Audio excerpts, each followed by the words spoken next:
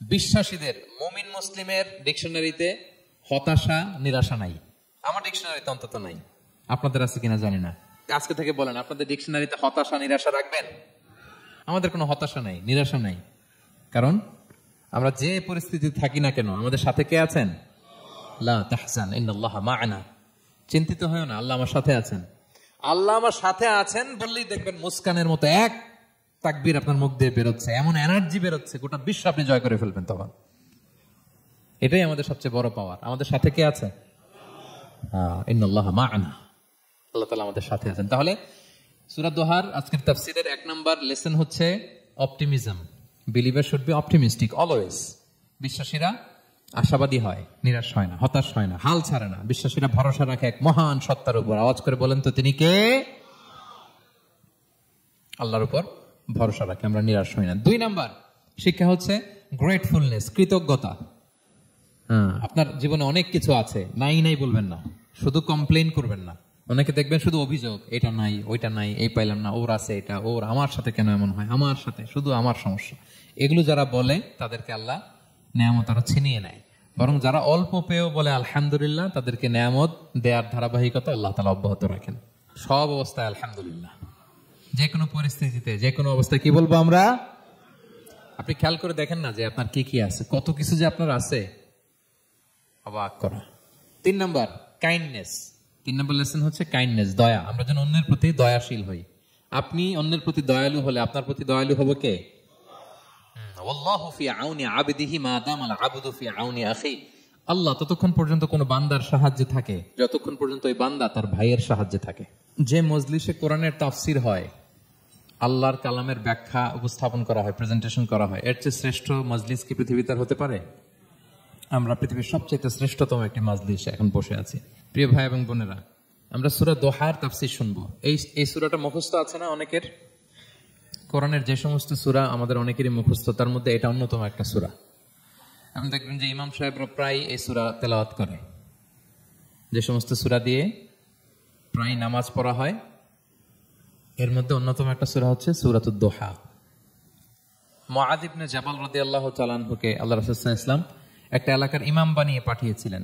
ওই এলাকার মুসল্লিরা ছিলেন, লোকজন ছিলেন শ্রমজীবী, কাজ করে খেত। সারাদিন ওট দিয়ে পানি সেচ করে খেজুর গাছে পানি দিত, খেজুরের চাষাবাদ করত, সারাদিন কষ্ট করে নামাজে যে জয়েন করত। তো উনি মাগরিবের নামাজে সূরা ফাতিহার পরে সূরা বাকারা তেলাওয়াত শুরু করলেন।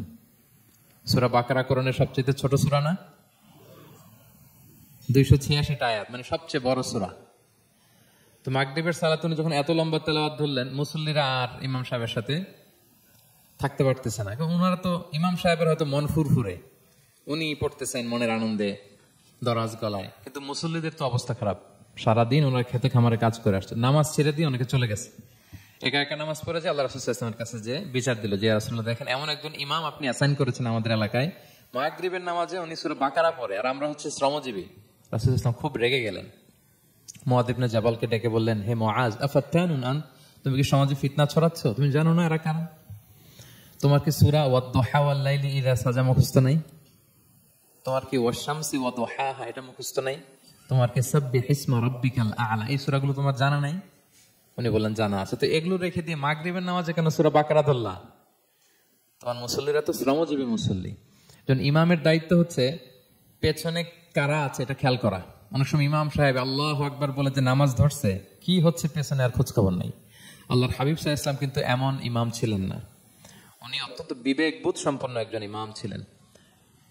একবার পেছনে এক বাচ্চার কান্না শুনে উনি নামাজ ছোট করে দিয়েছেন। সবাই বললেন, ইয়া রাসূলুল্লাহ, এত ছোট নামাজ তো কখনো পড়তে দেখি না। তখন রাসূল সাল্লাল্লাহু আলাইহি ওয়াসাল্লাম বললেন, একটা ছোট বাচ্চার কান্নার আওয়াজ আমার কানে এসেছে। আমার মনে হচ্ছে বাচ্চাটাকে সামলাতে নারীদের কাতারে একটা মায়ের খুব কষ্ট হচ্ছে, এজন্য নামাজটা আমি খাটো করে দিয়েছি। দেখেন কি চিন্তা চেতনা, পিছনে কি হচ্ছে সব রাসূল সাল্লাল্লাহু আলাইহি ওয়াসাল্লাম এটা খেয়াল করতেন। তো এই সূরার একটা ফজিলত আপনি জানলেন যে রাসূল সাল্লাল্লাহু আলাইহি ওয়াসাল্লাম সূরা ওয়াদ-দুহা ওয়াল-লাইলি ইযা সাজা এটা তেলাওয়াত করতে বলেছিলেন মুআয ইবনে জাবাল রাদিয়াল্লাহু তাআলা আনহুকে। এটা কোরআনের 93 নম্বর সূরা। কত নম্বর? এটা মাক্কি সূরা, আর নাজিলের ধারাবাহিকতা অনুযায়ী এটা 11তম সূরা। মানে এই সূরার আগে আরো 10টা সূরা নাজিল হয়েছিল, তার মানে মক্কার একেবারে শুরুর দিকে এই সূরাটা নাজিল হয়েছিল। আপনারা জানেন যে এবছর আমার একটা বই এসেছে এক নজরে কোরআন নামে, সেখানে আমি প্রত্যেকটা সূরার সার সংক্ষেপ নিয়ে সংক্ষেপে, খুব সংক্ষেপে, কখনো যদি সুযোগ হয় আপনারা দেখবেন যে প্রত্যেকটা সূরা 5 পৃষ্ঠার মধ্যে আমরা নিয়ে আসার চেষ্টা করেছি। সেখানে এগুলো পাবেন, সূরাটা কয় নাম্বার, নাজিলের ধারাবাহিকতা কখন, তারপর কোরআন শরীফের মধ্যে কখন, এটার ফজিলত কি, এটার সেন্ট্রাল থিম কি, মেজর থিম কি, কজ এন্ড ইফেক্ট কি, সব কেস স্টাডি থেকে শুরু করে রিফ্লেকশন সব আমরা সেখানে উল্লেখ করেছি। তো এই সূরাটা শুরুর দিকে, একেবারে শুরুর দিকে নাজিল হয়েছে। তার আগে মাত্র 10টি সূরা নাজিল হয়েছে। তো নাজিল হতে হতে 10টা সূরা যখন নাজিল হলো, এরপর অনেক দিন রাসূল সাল্লাল্লাহু আলাইহি ওয়াসাল্লামের কাছে কোনো সূরা নাজিল হয় না। কয়দিন নাজিল হয় না? কোনো বর্ণনায় 15 দিন, কোনো বর্ণনায় 1 মাস, কোনো বর্ণনায় 2 মাস, কোনো বর্ণনায় 6 মাস, টানা 6 মাসের গ্যাপ ওহী নাজিল হয় না।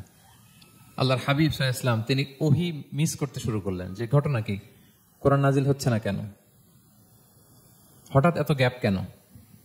ওনার মাথায় কয়েকটা জিনিস ঘুরপাক খেলো। একটা ঘুরপাক খেলো যে আমার কোনো কাজে আল্লাহ আবার অসন্তুষ্ট হলো নাকি, অথবা আমি কোরআনের আয়াত, এই বাণীগুলো পৌঁছে দেওয়ার ক্ষেত্রে আমার কোনো গাফিলতি হয়ে গেল নাকি, সামহাও কি আল্লাহর সাথে আমার কানেকশন এটা কি লুজ হয়ে যাচ্ছে, আমি কি কোনোভাবে আল্লাহ থেকে দূরে সরে পড়তেছি? রাসূল সাল্লাল্লাহু আলাইহি ওয়াসাল্লাম টেনশনে পড়ে গেলেন, চিন্তায় পড়ে গেলেন, কি রে ওহী আসে না কেন, আসে না কেন, আসে না কেন। এটা ছিল একটা দিক। আরেকটা দিক হচ্ছে আল্লাহর হাবিব সাল্লাল্লাহু আলাইহি ওয়াসাল্লামের কাছে কোরআনের আয়াত যাই নাজিল হতো উনি যে লোকদের কাছে প্রচার করে দিতেন। এখন নাজিল হয়েছে এখনই যে প্রচার শুরু, রাতে নাজিল হয়েছে রাতেই প্রচার শুরু, দিনে নাজিল হয়েছে দিনেই প্রচার শুরু, যখন নাজিল তখন প্রচার। কারণ আল্লাহ তাআলা বলেছেন, ইয়া আইয়ুহার রাসূলু বাল্লিগ মা উনজিলা ইলাইক মির রাব্বিক, আপনার রবের পক্ষ থেকে যা নাজিল হয়েছে প্রচার করেন। তো এই যে মাঝখান দিয়ে কয়েক মাস যার কোনো প্রচার টচার করে না, মুশরিকরা টিটকারি মারতে শুরু করলো, বলে কি মুহাম্মদ, তোমার আল্লাহ তোমার ভুলে গেছে বোধহয়, তোমার আল্লাহ বোধহয় তোমাকে আর পছন্দ করে না। আগে তো প্রতিদিন কিছু না কিছু শোনাতা যে এইটা নাজিল হয়েছে, ওইটা আসছে, এই বিধান ওই বিধান, এখন তো কোনো খোঁজ খবর নাই। ঘটনা কি? আল্লাহর হাবিব সাল্লাল্লাহু আলাইহি ওয়াসাল্লামের চাচি উম্মে জামিল, আবুল হাবির স্ত্রী, সে আরো খারাপ কথা বললো। সে বলল, ইন্না শাইতানাকা ক্বাদ তারাকাক, তোমার কাছে যে একটা শয়তান আসতো এখন বোধহয় আর আসে না মুহাম্মদ, নাউযুবিল্লাহি মিন যালিক। এটা দিয়ে জিবরিল আলাইহিস সালামকে বুঝিয়েছেন। জিবরিল এসে কি কি যেন বলে, কই এখন তো কিছু বলো না। তো রাসূল বলবে কি করে, কারণ তিনি তো মন গড়া কিছু বলতেন না। আল্লাহর হাবিব সাল্লাল্লাহু আলাইহি ওয়াসাল্লাম মনে যা ইচ্ছা হয়, মন গড়া কখনো কিছু বলেছেন? আওয়াজ করে বলেন, মন গড়া বলতেন তিনি? ওমা ইয়ানতিকু আনিল হাওয়া ইন হুয়া ইল্লা ওয়াহয়ুন ইউহা, আল্লাহর ওহী আসলে সেটা শোনাতেন। তো ওহীও আসে না, উনি শোনাতেও পারে না, ওহীও নাই, উনি শোনাতেও পারে না। এই যে একটা কষ্টকর মুহূর্ত রাসূল সাল্লাল্লাহু আলাইহি ওয়াসাল্লামের, কিরে মাসের পর মাস চলে গেল, ওহী আসতেছে না কেন, আমার কি কোনো ভুল হচ্ছে নাকি, আল্লাহকে আমাকে অপছন্দ করলেন? রাসূল সাল্লাল্লাহু আলাইহি ওয়াসাল্লাম যখন এরকম দুশ্চিন্তিত, পেরেশান, অ্যাংজাইটিতে পড়ে গেলেন, ভারাক্রান্ত, ঠিক তখন রাসূল সাল্লাল্লাহু আলাইহি ওয়াসাল্লামকে সান্ত্বনা দেওয়ার জন্য এই সূরাটা আল্লাহ নাজিল করেছেন। সান্ত্বনা দেওয়ার জন্য এই সূরাটা বেশ আশা জাগানিয়া সূরা, মোটিভেশনাল সূরা, ইন্সপিরেশনাল সূরা। আপনার মন খারাপ হলে আপনি এই সূরাটা পড়বেন, এই সূরাটা, এবং এটার পরে আরেকটা সূরা আছে, সূরাতু আলাম নাশরাহ, আপনার মন ভালো হয়ে যাবে। এটাকে দি অ্যান্টি ডিপ্রেসেন্ট সূরা বলে, মানে ডিপ্রেশন কাটায় ফেলে।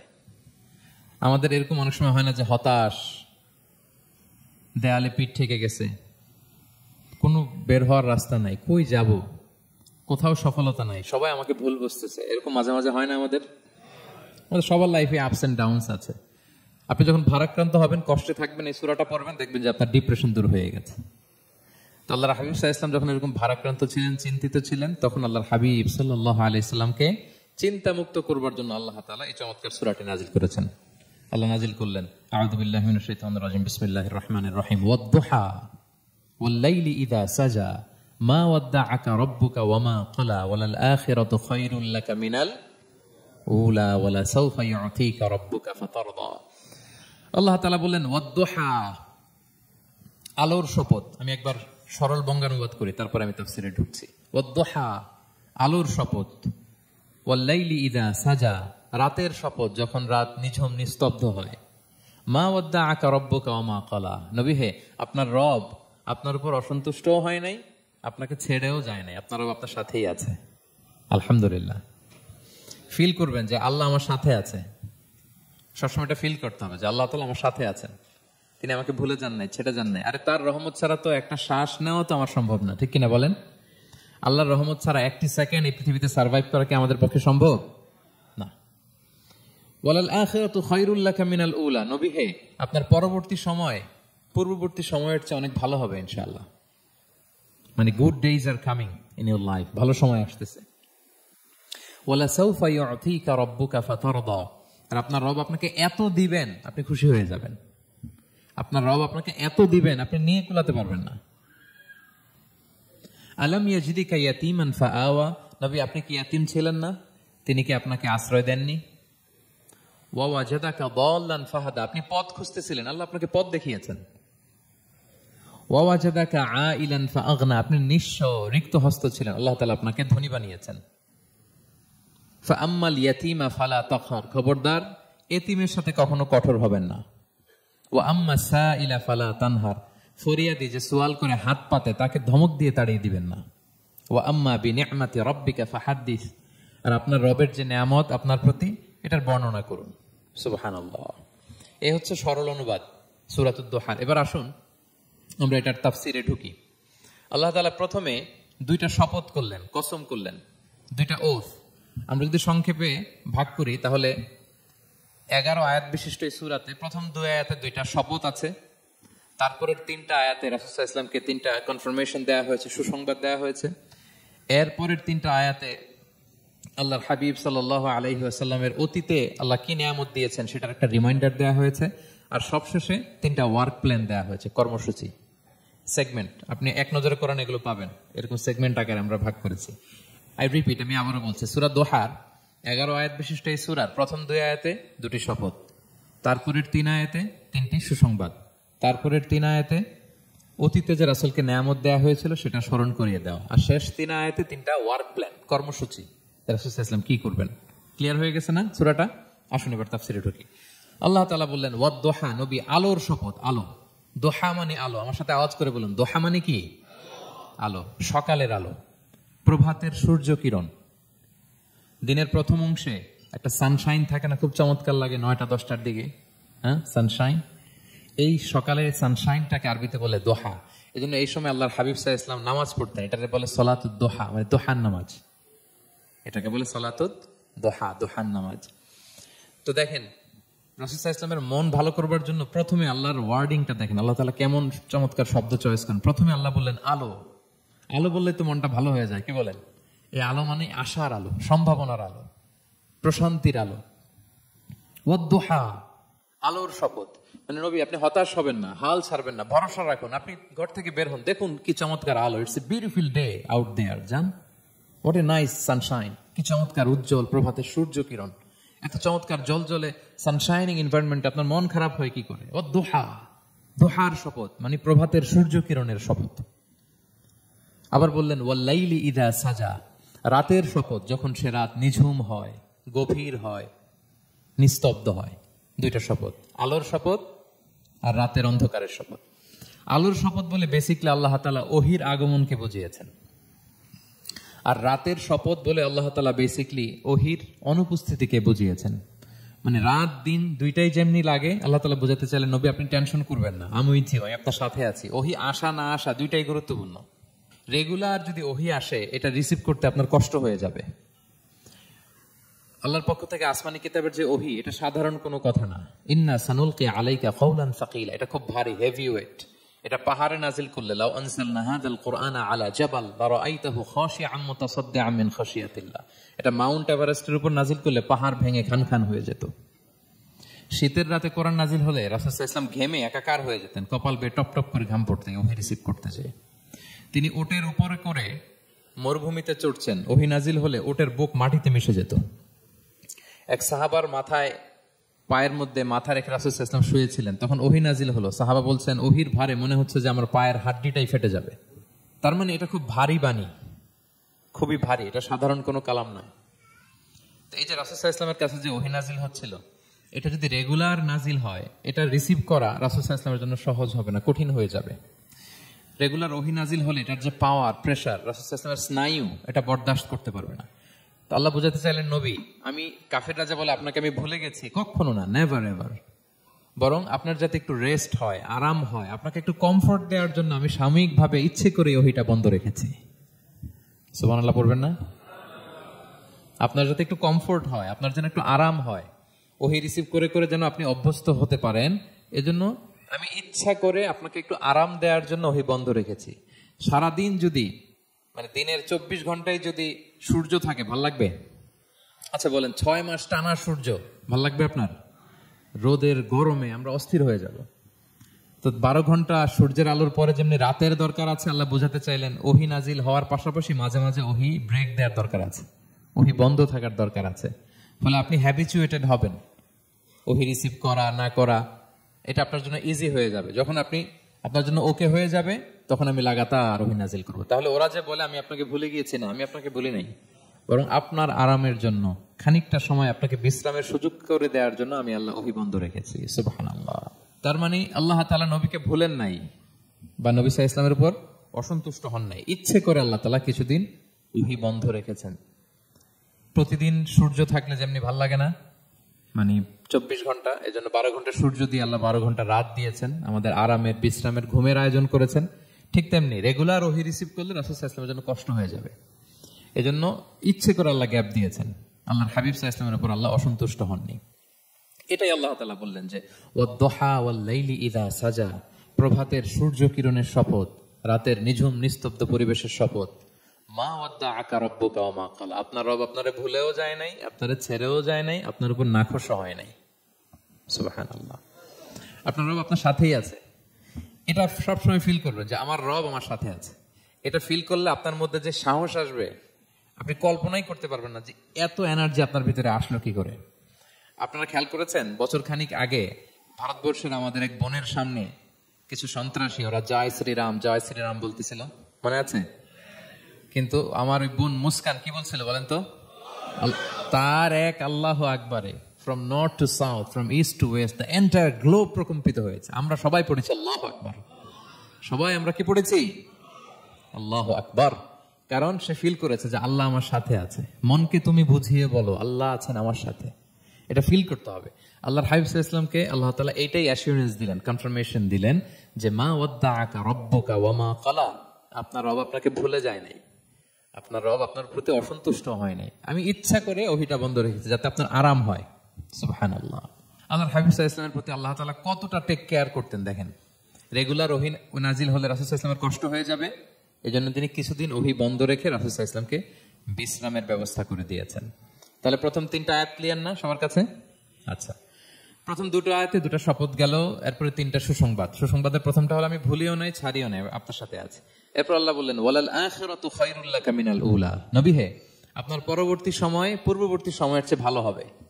নিশ্চয়ই আপনার পরবর্তী সময় পূর্ববর্তী সময়ের চেয়ে ভালো হবে। তার মানে গুড ডেজ আর কামিং, ভালো সময় আপনার জীবনে আসছে, আপনি হতাশ হবেন না, নিরাশ হবেন না।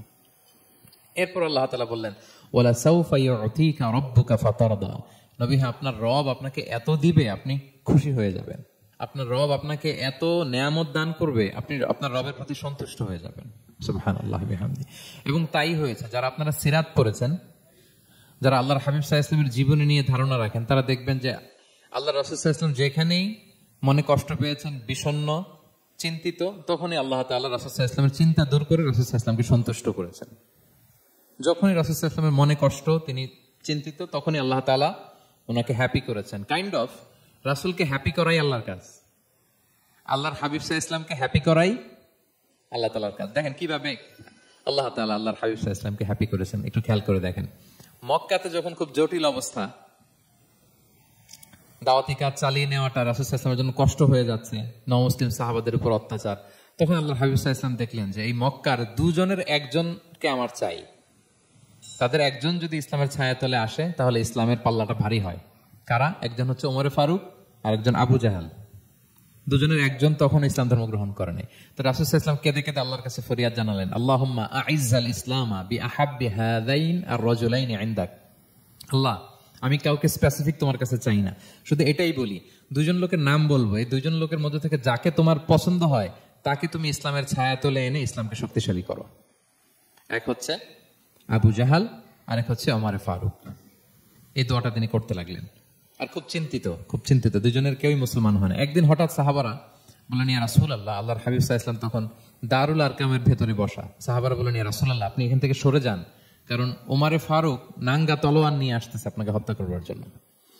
তো আল্লাহ রাসূল সাল্লাল্লাহু আলাইহি ওয়াসাল্লাম বললেন যে তোমরা সরে যাও, আমার মনে হচ্ছে ওই যে চোখের পানি ছেড়ে আমি দোয়া করেছি, ওই দোয়া আজকে কবুল হতে শুরু করেছে, তোমরা সরো। ঠিকই ওমর ফারুক রাদিয়াল্লাহু তাআলা আনহু আসলেন, এসে তিনি তলোয়ার রেখে দিয়ে বললেন, আশহাদু আল্লা ইলাহা ইল্লাল্লাহ ওয়া আশহাদু আন্না মুহাম্মাদান আবদুহু ওয়া রাসূলুহু। আমি সাক্ষ্য দিচ্ছি আল্লাহ ছাড়া কোনো ইলাহ নেই এবং আপনি আল্লাহর প্রেরিত বান্দা এবং রাসূল। এই দৃশ্য দেখে রাসূল সাল্লাল্লাহু আলাইহি ওয়াসাল্লাম খুশি হয়ে গেলেন। ওয়ালা সাউফা ইউতিকা রাব্বুকা ফাতারদা। আল্লাহ বলেছিলেন যে নবী হে, আপনাকে এত দিব, আপনার রব আপনাকে এত নেয়ামত দিবে, আপনি শুধু খুশিই হবেন, সন্তুষ্ট হবেন আমার প্রতি। এদের রাসূল সাল্লাল্লাহু আলাইহি ওয়াসাল্লামের দোয়া কবুল করে আল্লাহ তাআলা ওমর ফারুককে ইসলামের ছায়া তোলেন, ইসলামকে শক্তিশালী করলেন। ফাতারদা, রাসূল সাল্লাল্লাহু আলাইহি ওয়াসাল্লাম খুশি হয়ে গেলেন। এভাবে প্রতিটা ক্ষেত্রে মক্কাতে যখন খুব কঠিন অবস্থা, রাসূল সাল্লাল্লাহু আলাইহি ওয়াসাল্লাম তায়েফে চলে গেলেন দাওয়াত দেওয়ার জন্য। নেইবারিং সিটি, আপনারা যে হজ উমরা করেছেন জানেন, মক্কার পাশের সিটি তায়েফ। দাওয়াত দিলেন, দাওয়াত প্রত্যাখ্যান করলো তারা। শুধু তাই না, ফিজিক্যালি হ্যারাস করা হলো আল্লাহর হাবিব সাল্লাল্লাহু আলাইহি সাল্লামকে। রাসূল সাল্লাল্লাহু আলাইহি ওয়াসাল্লামের জামা ধরে, গা ধরে টানা হেচড়া করা হলো, পাথর মারা হলো, তিনি রক্তাক্ত হলেন। হামালাতুল জিবাল, পাহাড় রক্ষী ফেরেশতারা বললে, রাসূলুল্লাহ আপনি যদি আদেশ দেন তায়েফের দুই দিকের পাহাড় দিয়ে এমন চাপা দিব, পুরো তায়েফের জনপদ একেবারে ভ্যানিশ হয়ে যাবে। আল্লাহর হাবিব সাল্লাল্লাহু আলাইহি ওয়াসাল্লাম বললেন, না, আমি আশা করি তাদের পরবর্তী নেক্সট জেনারেশনের কেউ না কেউ পড়বে লা ইলাহা ইল্লাল্লাহ মুহাম্মাদুর রাসূলুল্লাহ। তাই হয়েছে। এখন তায়েফে যান, শুধু মসজিদ আর মসজিদ, মসজিদ আর মসজিদ। কি চমৎকার পরিবেশ! তায়েফে গেলে মনে হবে না আরব দেশ। বৃষ্টি হয় প্রতিদিন, অনেক চাষাবাদ হয়, চমৎকার এলাকা। রাসূল সাল্লাল্লাহু আলাইহি ওয়াসাল্লামের দোয়ার বরকত। তো তায়েফবাসী দাওয়াত প্রত্যাখ্যান করলো। রাসূল সাল্লাল্লাহু আলাইহি ওয়াসাল্লাম গায়ের রক্ত পরিষ্কার করে নাখলা নামক খেজুরের বাগানে যায়েদ রাদিয়াল্লাহু তাআলা আনহুকে ফজরের নামাজ পড়তেছিলেন।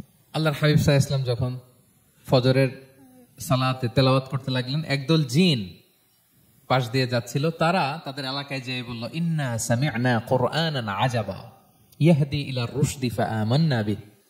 জিনেরা আগে আকাশের উপরে ওঠে, ফেরেশতারা কি বলে চুরি করে শুনে আসতো।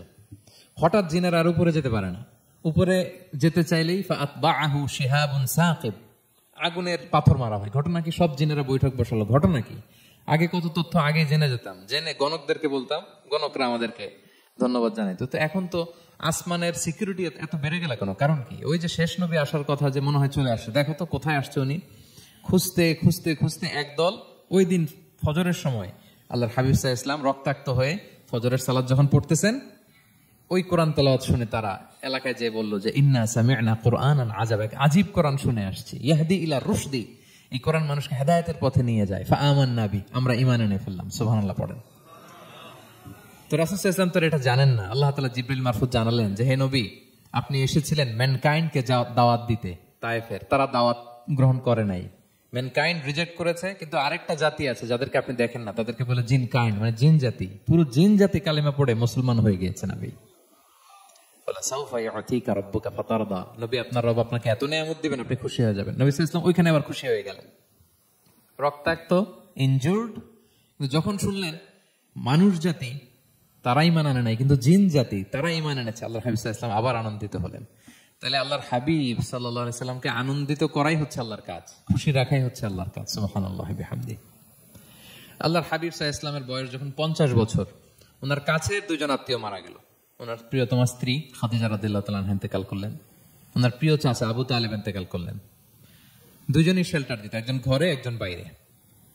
আবু তালেবের কারণে কেউ রাসূল সাল্লাল্লাহু আলাইহি ওয়াসাল্লামের গায়ে হাত তোলার সাহস পায় নাই।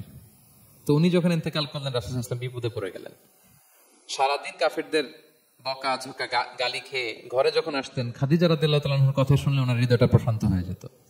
তো বাইরের চাচাও নাই, ভেতরের স্ত্রীও নাই, দুজনই মারা গেলেন ওই বছর। ওই বছরকে বলা হয় আমুল হুজন, মানে দুশ্চিন্তার বছর। এত ভারাক্রান্ত আল্লাহর হাবিব সাল্লাল্লাহু আলাইহি ওয়াসাল্লাম হলেন, চিন্তিত হলেন, মনটা ভেঙে খান খান। আল্লাহ তাআলা কিন্তু ঠিকই বোঝেন যে তার হাবিবকে কখন হ্যাপি করতে হবে। আল্লাহ তাআলা তখন সাইয়েদনা জিবরাইল আলাইহিস সালামকে পাঠালেন যে যাও, আমার বন্ধুকে আর পৃথিবীতে থাকার দরকার নাই, আমার বন্ধুকে ঊর্ধ্ব জগতের নৈশ ভ্রমণের ইনভাইটেশন দিয়ে আসো, মানে মেরাজের ইনভাইটেশন দিয়ে আসো। পড়েন সুবহানাল্লাহ। সুবহানাল্লাযী আসরা বিআবদিহি লাইলাম মিনাল মাসজিদিল হারামি ইলাল মাসজিদিল আকসা, মসজিদে হারাম থেকে মসজিদুল আকসা, তারপরে উপরে। সুম্মা দানা ফাতাদাল্লা ফাকানা কাবা কাউসাইনি আও আদনা, আল্লাহর আরশে চড়ে গেলেন। জান্নাত জাহান্নাম দেখিয়ে, নতুন কিছু গিফট দিয়ে, তার পেয়ারা হাবিবের মন ভালো করে এরপরে আবার দুনিয়ায় পাঠালেন। ওয়ালা সাউফা ইউতিকা রাব্বুকা ফাতারদা, নবী হে আপনাকে এত নেয়ামত দিব, আপনি শুধু খুশি হবেন আর সন্তুষ্ট হবেন। সুবহানাল্লাহ। এবার বুঝতে পারতেছেন কিভাবে আল্লাহর হাবিবকে আল্লাহ তাআলা খুশি করেছেন। মক্কায় আর থাকতে পারতেছেন না, এমন অবস্থা যে কোনো সময় আল্লাহর হাবিব সাল্লাল্লাহু আলাইহি ওয়াসাল্লামকে হত্যা করা হবে। আল্লাহ তাআলা আল্লাহর হাবিবের জন্য নতুন জায়গার ব্যবস্থা করে দিলেন, তওবা কিংবা তাইবা, যেটাকে আমরা মদিনা বলি। তিনি মদিনায় গেলেন, আবার রাসূল সাল্লাল্লাহু আলাইহি ওয়াসাল্লামের হৃদয় প্রশান্ত হলো। কিন্তু মদিনায় যে তিনি কাবাকে মিস করতে আরম্ভ করলেন। আল্লাহর হাবিব সাল্লাল্লাহু আলাইহি ওয়াসাল্লাম নবী হওয়ার পরে টানা 14 বছর কিবলা ছিল কিন্তু বাইতুল মাকদিস। কিন্তু মক্কায় যখন তিনি ইবাদত করতেন, তিনি বাইতুল মাকদিসের দিকেই হয়েই নামাজ পড়তেন, কিন্তু সামনে কাবাটারে রাখতেন।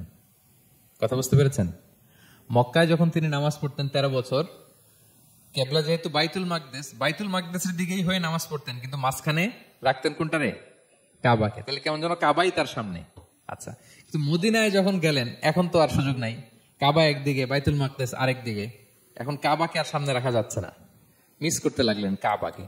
আর প্রত্যেক নামাজের পরে আকাশের দিকে তাকায় থাকেন, ইস আল্লাহ যদি আয়াত নাজিল করে আমার জন্মস্থান যে মক্কা, আমার পূর্বপুরুষ ইব্রাহিম আলাইহিস সালামের যে ওই কাবার দিকে যদি ক্যাবলাটা ঘুরাই দিত, কতই না ভালো হতো। আল্লাহ বলেন যে আপনি যে কদ নারা তাকাল্লুবা ওয়াজহিকা ফিস সামা, নবী আপনি যে আকাশের উপর চেহারা উঠিয়ে মনে মনে কি চান আমি তো বুঝি। আল্লাহর হাবিব সাল্লাল্লাহু আলাইহি ওয়াসাল্লামকে খুশি করার জন্য আল্লাহ আয়াত নাজিল করলেন, ফাওয়াল্লি ওয়াজহাকা শাতরাল মাসজিদিল হারাম। নবী হ্যাঁ, আপনাকে খুশি করার জন্য নতুন বিধান নাজিল করলাম। এখন থেকে, ফ্রম রাইট নাও, আপনি যখনই নামাজ পড়বেন এখন থেকে কাবামুখী হয়ে আপনি সালাত আদায় করবেন। তাহওয়িলুল কিবলা, কিবলা পরিবর্তন হয়ে গেল। সুবহানাল্লাহি ওয়া বিহামদিহি। আপনারা মসজিদে নববীর পাশে মদিনাতে একটা মসজিদ দেখবেন, এটাকে বলে মসজিদ যুল কিবলাতাইন। এমন মসজিদ যে মসজিদে এক নামাজে 2 কিবলা শেয়ার করা হয়েছিল। মানে এই আয়াত যখন নাজিল হলো, আল্লাহর হাবিব সাল্লাল্লাহু আলাইহি ওয়াসাল্লামের সাথে একজন নামাজ পড়ে যে ওই মসজিদে যে দেখে কিছু লোক নামাজ পড়তেছে ওই বাইতুল মাকদিসের দিকে হয়ে, কারণ তখন পর্যন্ত ওইটাই কিবলা। তিনি নামাজরত অবস্থায় এদেরকে বললেন যে তোমরা তো জানো না এই মাত্র আয়াত নাজিল হয়েছে, কিবলা কিন্তু আর ওই দিক নাই, ডাইরেকশন চেঞ্জ, এদিকে হয়ে যাও।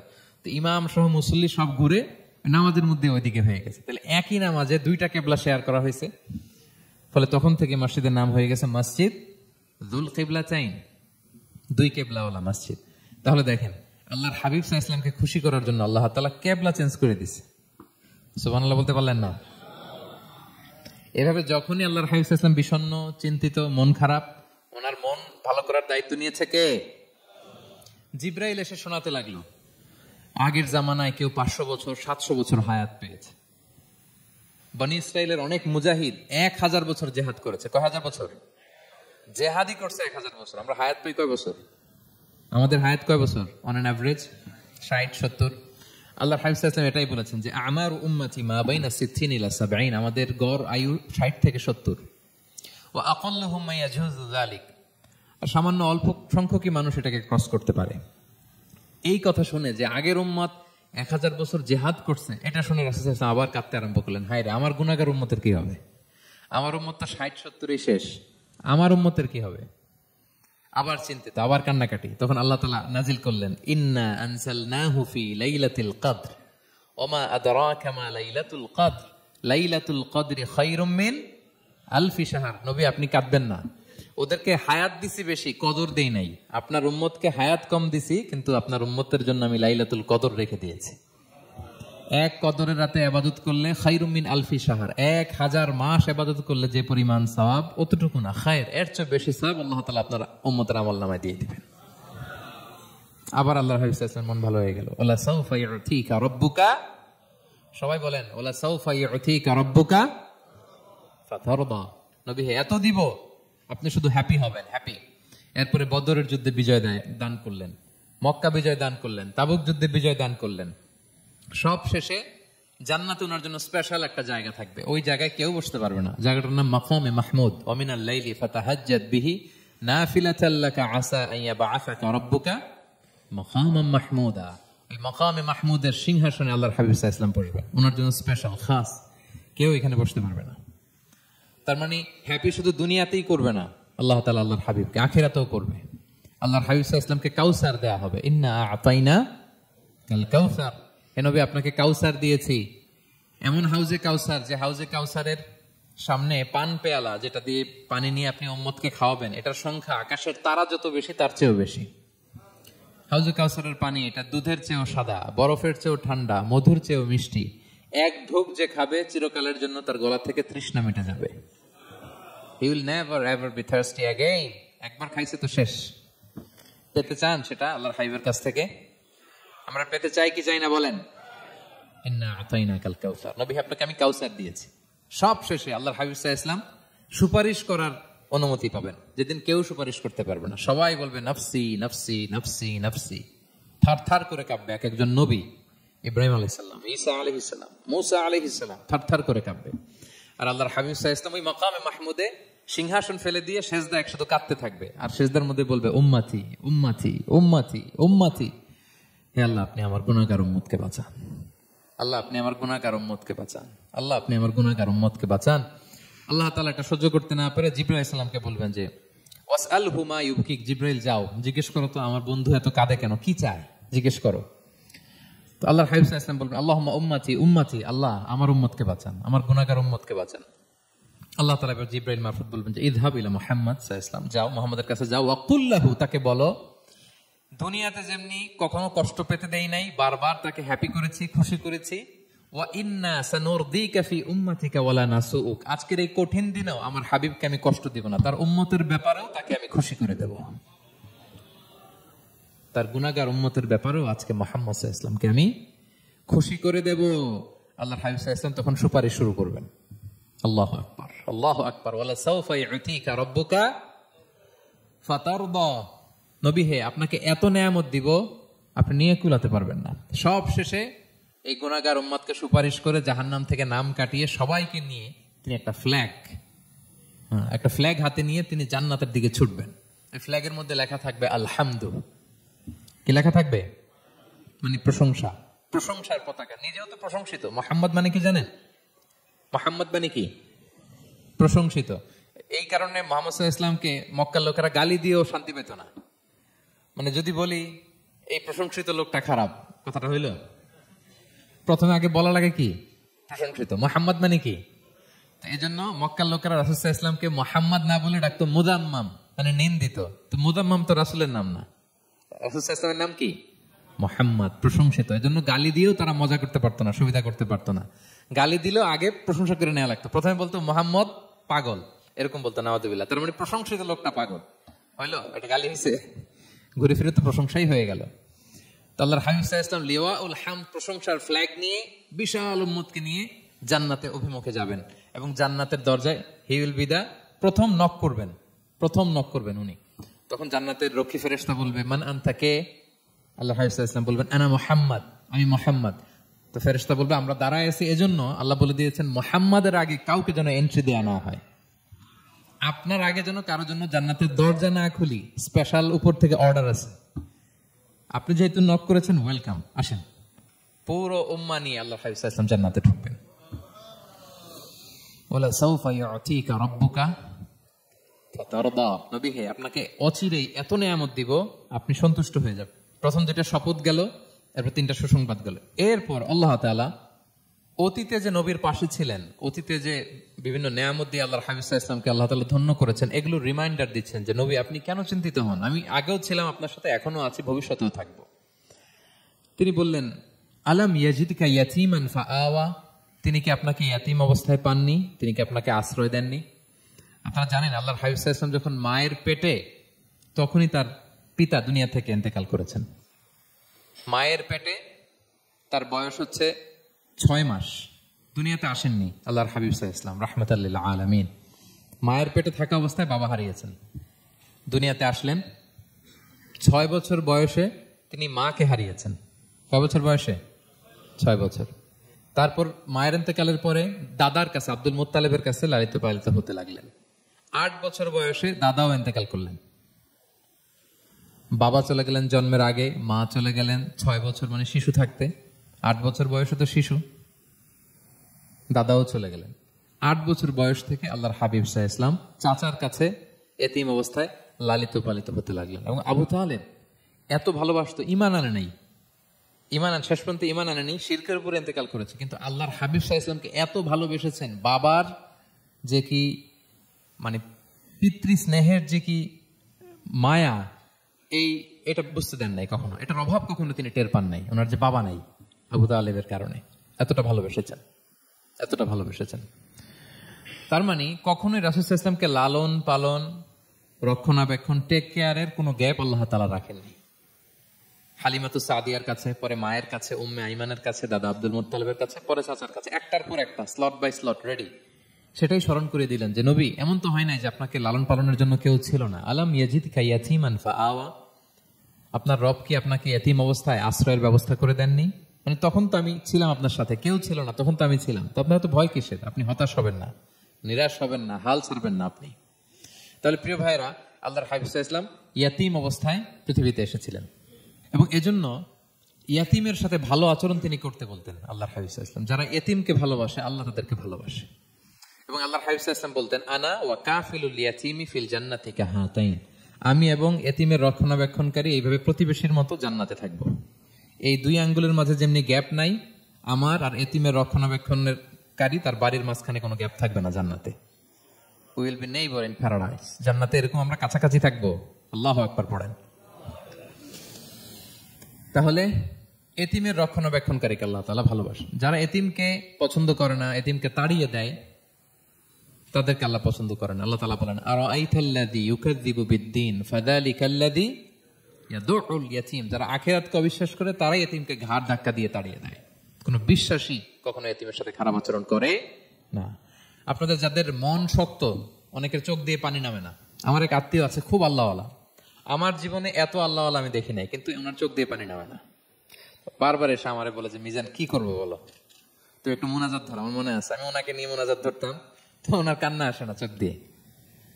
এত আল্লাহওয়ালা, খুব ভালো মানুষ, কিন্তু চোখ দিয়ে পানি নামে না। এটা অনেকের হয়, নানা কারণে হয়। তো আল্লাহর হাবিব সাল্লাল্লাহু আলাইহি ওয়াসাল্লাম বলেছেন, কারো যদি চোখ দিয়ে পানি না নামে বা হৃদয় নরম না হয়, তারা যেন এতিমের মাথায় হাত বুলিয়ে দেয়। এক সাহাবী এসে বললেন, ইয়া রাসূলুল্লাহ, আমার হৃদয়টা বড় শক্ত, হৃদয় নরম হয় না। রাসূল সাল্লাল্লাহু আলাইহি ওয়াসাল্লাম বললেন, তাই? আচ্ছা, আতুহিব্বু আন ইয়ালিনা কলবুক, তুমি কি চাও তোমার হৃদয় নরম হোক, ওয়া তুদরাকা হাজাতুক, এবং তোমার আশা পূরণ হোক? তিনি বললেন, হ্যাঁ। তো রাসূল সাল্লাল্লাহু আলাইহি ওয়াসাল্লাম বললেন, ইরহামিল ইয়াতীম, এতিমের উপর রহম করো। ওয়ামসা আলা রাসি, এতিমের মাথায় হাত বুলিয়ে দাও। ওয়া আতইমহু মিন তাআমিক, তোমার খাবার এতিমকে খাওয়াও। তালিনু কলবুক, তোমার অন্তর নরম হবে। তুদরাকা হাজাতুক, তোমার ইচ্ছা পূরণ হবে। তাহলে হৃদয় যদি শক্ত থাকে, কার মাথায় হাত বুলাবেন? বুলাইছেন কখনো? হ্যাঁ, বুলিয়েছেন? খুঁজে খুঁজে হাত বুলাবেন। বাংলাদেশে তো অনেক অরফেনেজ আছে, অনাথ আশ্রম, ওখানে যাবেন। সুযোগ হলে একদিন যে একটু লাঞ্চ করলেন ওদের সাথে বসে, ডিনার করলেন, একসাথে খেলেন, ওদের মাথায় হাত বুলিয়ে দিলেন, সাধ্যমতো কিছু উপহার হাতে তুলে দিলেন, আপনার ইচ্ছা পূরণ হবে আর আপনার হৃদয় নরম হবে ইনশাআল্লাহ। আর এতিমকে আদর করা মানে নবী সাল্লাল্লাহু আলাইহি ওয়াসাল্লামের প্রতি ভালোবাসা দেখানো। কারণ আমার নবী এতিম হয়ে বড় হয়েছে। এতিমের প্রতি ভালোবাসা প্রকারান্তরে নবী সাল্লাল্লাহু আলাইহি ওয়াসাল্লামের প্রতি ভালোবাসা দেখানো হয়, কারণ আমার নবী এতিম হয়ে বড় হয়েছেন। সুবহানাল্লাহ। কিন্তু তার বিপরীতে আমরা সমাজে কি দেখি? এতিমের মাথায় হাত বুলানো তো দূরের কথা, এতিমের সম্পদও খেয়ে ফেলে অনেকে। হ্যাঁ, এরকম আছে না? এতিমের সম্পদ দেদারসে গিলতেছে। কি যে আমাদের চিন্তাধারা! দেখবেন যে লোকটা এতিমের সম্পদ গিলে, ওরা রোজা অবস্থায় এক ঢোক পানি গিলাতে পারবেন কিনা দেখেন। যে বলেন একটু পানি খান তো, খাবে না কেন? হারাম। তো ওই হারাম কিন্তু গিলতেছে ইচ্ছা মতো। রোজা অবস্থায় এক ফোঁটা আপনি পানি গিলাতে পারবেন না, এরে কেন? হারাম। কিন্তু ওইদিকে ভাতিজার সম্পদ গিলতেছে দেদারসে। আল্লাহ বলেন, এটা ভাতিজার সম্পদ না, এটা তুমি জাহান্নামের আগুন পেটে ঢুকাচ্ছ। জাহান্নামের আগুন। ইন্নাল্লাযীনা ইয়াকুলুনা আমওয়ালাল ইয়াতামা যুলমান ইন্নামা ইয়াকুলুনা ফি বুতুনিহিম নারা ওয়া সায়াসলাউনা সাঈরা। যারা এতিমের সম্পদ খায়, এটা সম্পদ না, এটা জাহান্নামের আগুন তুমি পেটে ঢুকাচ্ছ। সো এতিমের প্রতি যেন আমরা নমনীয় হই, তাদের মাথায় হাত বুলাই, তাদের জন্য খরচ করি, তাদের প্রতি যেন আমরা দয়াদ্র হই, কারণ আমার নবী এতিম অবস্থায় বড় হয়েছেন। তাহলে নবী সাল্লাল্লাহু আলাইহি ওয়াসাল্লামকে এটা স্মরণ করে দিলেন, নবী আপনি তো এতিম ছিলেন, আমি তো আপনাকে রক্ষণাবেক্ষণের ব্যবস্থা করছি। আর কি করেছি? ওয়াজাদাকা দাল্লান ফাহাদা, নবী আপনাকে আমি এমন অবস্থায় পেয়েছি, আপনি পথ খুঁজতেছিলেন, আমি আপনাকে পথ দেখিয়েছি। You are searching the right path and I guided you to the right sense of direction. আপনি পথ খুঁজতেছিলেন, আমি পথ দেখাইছি। এখানে দল্লানের অর্থ পথভ্রষ্ট করা যাবে না। ওয়াজাদাকা দাল্লান, হে নবী আপনাকে আমি পথভ্রষ্ট পেয়েছি, পরে পথ দেখিয়েছি, এরকম বলা যাবে না। এটা আল্লাহর হাবিব সাল্লাল্লাহু আলাইহি ওয়াসাল্লামের ক্ষেত্রে প্রযোজ্য নয়। অনেক বাংলা তাফসীর অর্থে আমি দেখেছি পথ হারা, নবী আপনাকে আমি পথ হারা পেয়েছি, পথ দেখেছি। এটাও খুব একটা সুন্দর না। সবচেয়ে সুন্দর হচ্ছে নবী আপনি পথ খুঁজতেছিলেন, সত্যের অনুসন্ধানী ছিলেন। অনেক সময় দেখবেন অনেক পথিক যেতে যেতে এমন এক জায়গায় যায়, দেখে 3 রাস্তা কিন্তু কোনো সাইনবোর্ড নাই। পুরাতন রাস্তাগুলোতে এরকম অনেক সময় হতো না আমাদের, 3 দিকে রাস্তা, কোনো সাইনবোর্ড নেই, তো যাবো কই? এটা বুঝালেন যে নবী আপনি পথ খুঁজতেছিলেন, আমি আপনাকে দেখিয়েছি, হে নবী এটাই সিরাতুল মুস্তাকিমের পথ। ও জাদাকা বললান ফাহাদা, আপনি পথ খুঁজতেছিলেন, আমি আপনাকে পথ দেখিয়েছি। তো ছোটবেলায় সাথে ছিলাম, পথ খুঁজতেছিলেন, পথ দেখালাম, আমি আপনার ভুললাম কোথায়? কাফিরদের কথায় মন খারাপ করেন কেন যে তারা বলে আমি আপনাকে ভুলেছি, ছেড়েছি? নো, নেভার এভার, আমি আপনার সাথেই আছি। তারপর আল্লাহ তাআলা বললেন ওয়াজাদাকা আইলান ফাআগনা, তিনি আপনাকে রিক্ত হস্ত নিঃস্ব পেয়েছেন, সম্পদহীন অবস্থায় পেয়েছেন, পরে সম্পদশালী করেছেন। সুবহানাল্লাহ। আল্লাহ হাবিব সাল্লাল্লাহু আলাইহি ওয়াসাল্লাম শুরুতে সম্পদের অত যোগান ছিল না, পরে খাদিজা রাদিয়াল্লাহু তাআলা আনহার সাথে যখন বিয়ে হলো আল্লাহ তাআলা সম্পদের কষ্ট দূর করলেন। কারণ খাদিজা রাদিয়াল্লাহু তাআলা আনহা অনেক বড় ব্যবসায়ী ছিলেন। বিয়ের আগে পার্টনারশিপে বিজনেস ছিল রাসূল সাল্লাল্লাহু আলাইহি ওয়াসাল্লামের সাথে। আল্লাহর হাবিব সাল্লাল্লাহু আলাইহি ওয়াসাল্লাম শ্রম দিয়েছেন, খাদিজা রাদিয়াল্লাহু তাআলা আনহার ইনভেস্টমেন্ট ছিল। তো ওই শ্রমে খাদিজা রাদিয়াল্লাহু তাআলা আনহার এক বান্ধবী তিনি এমন প্রশংসা করলেন এসে আল্লাহর হাবিব সাল্লাল্লাহু আলাইহি ওয়াসাল্লামের ব্যাপারে যে এমন লোক আমি দেখি নাই, ওনার কথা বার্তা, চলন, কথন, ডিলিং সব আলাদা। পুরো কাফেলার মধ্যে উনি একরকম, পুরো কাফেলা আরেক রকম। এই কথা শুনে তো খাদিজা রাদিয়াল্লাহু তাআলা আনহা আকৃষ্ট হলেন যে এরকম একজন সৎ লোকই তো আমার চাই। প্রস্তাব দেয়া হলো, চাচাদের কাছে বিয়ে হয়ে গেল। এবং বিয়ের পরে খাদিজা রাদিয়াল্লাহু তাআলা আনহা নারীদের মধ্যে সর্বপ্রথম শাহাদা বাক্য পড়ে মুসলমান হয়েছিলেন। নিজের সব সম্পদ আল্লাহর হাবিব সাল্লাল্লাহু আলাইহি ওয়াসাল্লামের পায়ের সামনে এনে দিয়ে দিলেন, ইয়া রাসূলুল্লাহ আমার সম্পদ মানে আপনার সম্পদ, ইসলামের জন্য যত মনে যায় আপনি খরচ করেন। ওয়াজাদাকা আইলান ফাআগনা, আপনাকে আল্লাহ নিঃস্ব পেয়েছেন, সম্পদের ব্যবস্থা করে দিলেন। পরবর্তীতে মদিনায় যে খায়বার যুদ্ধের পরে অনেক সম্পদের ব্যবস্থা আল্লাহ তাআলা করে দিয়েছিলেন। তাহলে ছোটবেলায় ইয়াতীম ছিলেন, আল্লাহ টেক কেয়ার করলেন। পথ খুঁজতেছিলেন, আল্লাহ পথ দেখায় দিলেন। আর্থিক সমস্যা ছিল, এটাও আল্লাহ দূর করে দিলেন। এবার আল্লাহ তাআলা বিষ্ণু ঈসা ইসলামকে 3টা ওয়ার্ক প্ল্যান দিবেন, কর্মসূচি। 1 নম্বর কর্মসূচি হচ্ছে ফাআম্মাল ইয়াতীমা ফালা তাকহার, নবী খবরদার এতিমের সাথে কখনো কঠোর আচরণ করবেন না। 1 নম্বর কর্মসূচি, কারণ আপনি তো এতিম ছিলেন, এতিমের দুঃখ আপনি না বুঝলে বুঝবে কে? এতিমের সাথে কখনো কঠোর হবেন না। আল্লাহর হাবিব সাল্লাল্লাহু আলাইহি ওয়াসাল্লাম কখনো এতিমের সাথে কঠোর হন না। এতিম তো দূর কি বাত, কারোর সাথে তিনি কঠোর হন না। ওনার কাছে চাইলে উনি না বলতে পারতেন না, নো নাই দিব না এটা বলতে জানতেন না। নো ওনার ডিকশনারিতে ছিল না, চাইলেই দিতেন। একবার আল্লাহর হাবিব সাল্লাল্লাহু আলাইহি ওয়াসাল্লামের কাছে একটা জামা, কয়টা? আপনার জামা কয়টা? আমার জামা কয়টা? জুব্বা তখন কয়টা ছিল? মাত্র একটা। এক ফরিয়াদি এসে বলে ইয়া রাসূলুল্লাহ আতিনি কামিসান, আমার একটা জামা দেন, আমার জামা নাই। নবী সাল্লাল্লাহু আলাইহি ওয়াসাল্লামের জামা কয়টা তখন? ওনার কাছে চাইলে উনি না বলতে পারতেন, খুলে দিয়ে দিয়েছেন। নাও, এখন ওনার জামা আছে কয়টা? তো জামাও নাই, বেরও হতে পারে না। কি এক মুসিবত! আল্লাহ তাআলা আয়াত নাযিল করলেন ওয়াল্লাযীনা ইযা আনফাকু লাম ইউসরিফু ওয়া লাম ইয়াকতুরু ওয়া কানা বাইনা যালিকা কাওয়ামা। নবী হে, যারা বিশ্বাসী তারা দানের সময় ভারসাম্য করবে। মানে অনেকগুলো থাকলে আপনার একটা দিতেন, ছিলই যখন একটা, ওইটার হকদার তো ফরিয়াদির চেয়ে আপনি বেশি। এখন যে দিয়ে দিলেন আপনি পড়বেন কি? অনেকগুলো থাকলে না হয় আপনি দিতেন, ছিলই একটা, এটা সবচেয়ে যোগ্য, অধিকতম যোগ্য এবং হকদার তো আপনি। সুবহানাল্লাহ, সুবহানাল্লাহ। কি নবী ছিল, কি নবী ছিল! না বলতে পারতেন না, মানুষকে ফিরিয়ে দিতে জানতেন না। আল্লাহ বললেন নবী হে, আপনার প্রথম কর্মসূচি ফাআম্মাল ইয়াতীমা ফালা তাকহার, খবরদার এতিমকে কখনো, এতিমের প্রতি কঠোর হবেন না। 1 নম্বর কর্মসূচি। এটা শুধু নবীর জন্য কর্মসূচি নাকি আমাদের জন্য না? হ্যাঁ, সবার জন্য। এতিমদের সাথে যেন আমরা রূঢ় ভাষী না হই, তাদের সাথে যেন রূঢ় আচরণ না করি। 2 নম্বর ওয়া আম্মা সাইলা ফালা তানহার, ফরিয়াদিকে ধমক দিবেন না, হাত পাতলে ধমক দিবেন না। আমরা অনেক সময় ধমক দেই, আপনারা দেন কখনো? না, আমরা দিতে পারবো না, ধমক দিতে নিষেধ করেছেন আল্লাহ তাআলা। আম্মা সাইলা ফালা তানহার, যদি না থাকে বুঝিয়ে বলেন যে এখন পারতেছি না, কিন্তু ধমক দিবেন না কখনো। কারণ আপনি এখন বড় সাহেব হয়ে গেছেন, প্রাইভেট কারের পাশ থেকে দেখবেন যে স্যার 2টা টাকা দেন, কিছু খাই নাই, হায় রে ছিঁড়া কাপড়, মলিন চেহারা, ভাঙ্গা একটা থালা হাতে নিয়ে স্যার 5টা টাকা দেন। আল্লাহ আপনারা স্যার বানাইছে আর ওরে বানাইছে ভিখারি। আচ্ছা বলেন তো, জায়গাটা চেঞ্জ করতে আল্লাহর কত সময় লাগে? ওরে ভিতরে বসায় স্যার বানাবে আর আপনারে ভাঙ্গা একটা থালা দিয়ে এরকম ওই যে টোল যেখানে নেয় ওখানে দাঁড় করাবে। বলেন আল্লাহর কয় সেকেন্ড লাগবে? লাগবে 1 সেকেন্ডও লাগে না। সো ওয়া আম্মা সাইলা ফালা তানহার, ফরিয়াদিকে ধমক দিয়ে তাড়িয়ে দিও না, খবরদার। ওকে আল্লাহ ফরিয়াদি বানিয়ে পরীক্ষা করছে, আর তোমাকে আল্লাহ সম্পদশালী বানিয়ে পরীক্ষা করছে। তাহলে 1 নম্বর কর্মসূচি ছিল এতিমের সাথে রূঢ়ভাষী হবেন না। 2 নম্বর হচ্ছে ফরিয়াদিকে ধমক দিবেন না। 3 নম্বর ওয়া আম্মা বিনি'মাতি রাব্বিকা ফাহাদ্দিস, আল্লাহ তাআলা আপনাকে যে নিয়ামত দিয়েছে এই নিয়ামতের আপনি কি করেন? বর্ণনা করেন।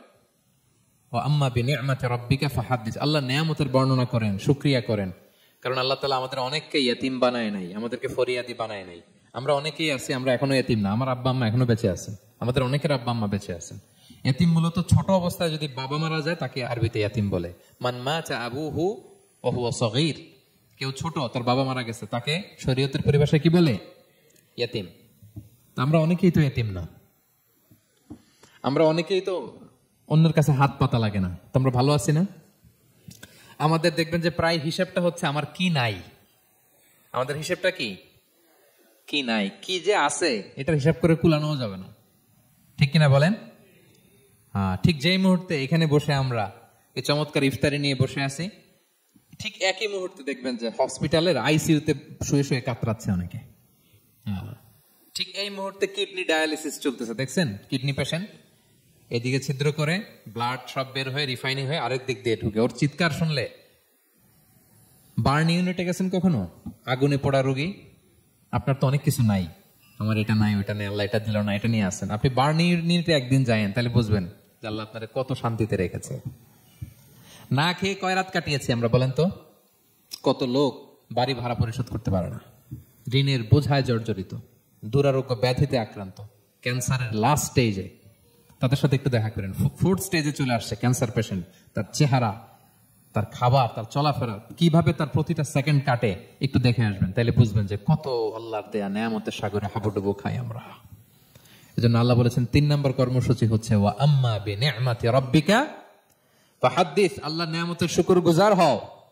আল্লাহ যে নেয়ামত দিয়েছে এই নেয়ামত তুমি বর্ণনা করো। অনেকে আছে আল্লাহর নেয়ামত দিলে ওটা প্রকাশ করতে চায় না, এটা আল্লাহ পছন্দ করে না। মানে আপনি যদি অনেক সম্পদশালী হন, আপনি সুন্দর পরিচ্ছন্ন জামা পরবেন, মানুষকে দান করবেন, আপনার বাড়ি ঘর সুন্দর হবে, এটা নিষেধ নয়, এটা ভালো। আপনি আল্লাহর দেয়া নেয়ামত ব্যবহার করতে পারবেন এবং বলতেও পারবেন, কিন্তু শুকরান লা ফখরান, শুকরিয়া স্বরূপ বলবেন, ফখর করে, অহংকার করে না। বলতে পারেন আলহামদুলিল্লাহ, আল্লাহ তাআলা আমাকে 4টা ছেলে দান করেছে, 4 জন হাফেজ, আল্লাহ তাআলা আমাকে থাকার মতো একটা ঘর দিয়েছে, একটা বাড়ি দিয়েছে, একটা গাড়ি দিয়েছে, সম্মান নিয়ে সমাজে চলার মতো আল্লাহ তাআলা আমাকে দিয়েছেন। এটা যদি আপনি শুকরিয়া স্বরূপ বলেন, এটাতে সমস্যা নেই। কিন্তু অহংকার নিয়ে বলা যাবে না। ইন্নাল্লাহা ইউহিব্বু আন ইয়ারা আসারা নি'মাতিহি আলা আবদিহি, আল্লাহ তাআলা যে নেয়ামত তার বান্দাকে দিল, ওইটার একটা নমুনা দেখতে আল্লাহ পছন্দ করে। আল্লাহ বানাইছে আপনার বিলিয়নিয়ার, আপনি হচ্ছেন ছেঁড়া পরা জামা পরে চলেন, হবে? বানাইছে আল্লাহ তাআলা আপনাকে অনেক সম্পদশালী, আপনার চলা ফেরা কোনো রুচিই নেই, এটা হইলো না। আল্লাহ চায় যে তোমার যে নেয়ামত দিছে এটার একটা নমুনা তোমার মধ্যে থাকে, এটাও শুকরগুজার হওয়ার একটা আলামত। তাহলে 3 নম্বর কর্মসূচি কি? ওয়া আম্মা বিনি'মাতি রাব্বিকা ফাহাদ্দিস, আল্লাহর নেয়ামতের শুকরগুজার হও, আল্লাহ তাআলা যে নেয়ামত দিয়েছে সেটা বর্ণনা করো।